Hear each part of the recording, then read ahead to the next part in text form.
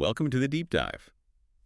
Okay, today our mission is pretty focused. We're looking hard at the Magicshine Hori 1300 bike light. You wanted us to figure out if this light, around 80 bucks, is genuinely the ultimate night riding companion it claims to be for that price. That's exactly it. We're going to try and cut through the marketing, look at the specs, sure, but really compare them to the actual performance reality. See where this thing really sits. Cost versus performance. For you, the serious rider who needs solid info on illumination. All right, let's get into it. Specs first. On paper, yeah, they look pretty good. We've got, what, 1,300 lumens claimed output? Which is quite a lot. Yeah. And modern USB-C fast charging, IPX6 water resistance feels pretty robust. 151-gram aluminum body, so not too heavy. What really jumped out at me, though, was that flexible dual mount thing, under or over the handlebars. Did the sources suggest that flexibility was like a big selling point compared to others? It definitely helps with the value perception, yeah. Makes it easier for riders to integrate it nicely, though we might need to revisit that nicely part later. But the really fascinating bit, I think, is the actual beam pattern it throws. It's not just, blasting a light straight ahead. Okay. It cleverly pairs that focused central beam with really important wide-angle side lighting.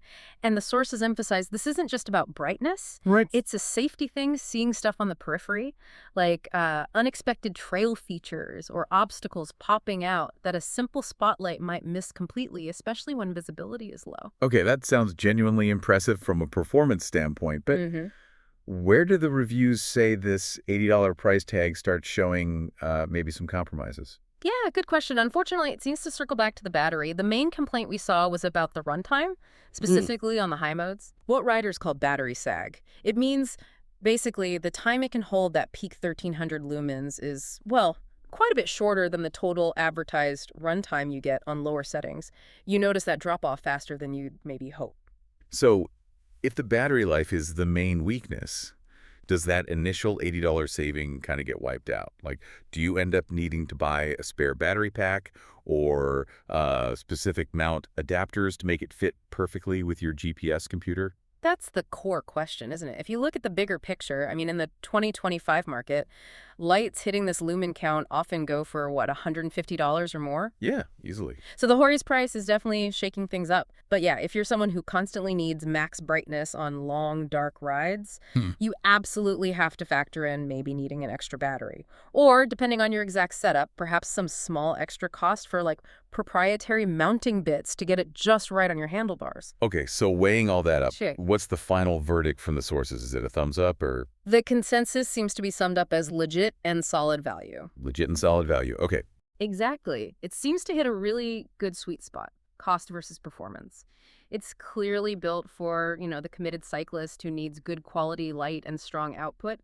But you need to be honest with yourself. If most of your riding is daytime or just around well-lit city streets, you're probably not going to use its full capability. Right, it'd be overkill. Yeah. And it's definitely not for the rider demanding like absolutely top-tier premium features or just endless runtime on high. That's still where you got to pay that $150 plus premium. Right, that makes sense. Okay, so considering this light is really aimed at those serious night riders, people pushing it in the dark, here's a final thought for you to maybe ponder. That IPX6 water resistance rating, is it actually enough protection for real downpours or constant mud and spray off the trail? Or is that the next feature bump, maybe needing ITX7 or IPX8 that justifies paying that premium? Something to think about before your next ride after sunset. Thanks for sharing those sources and letting us dive deep into this one.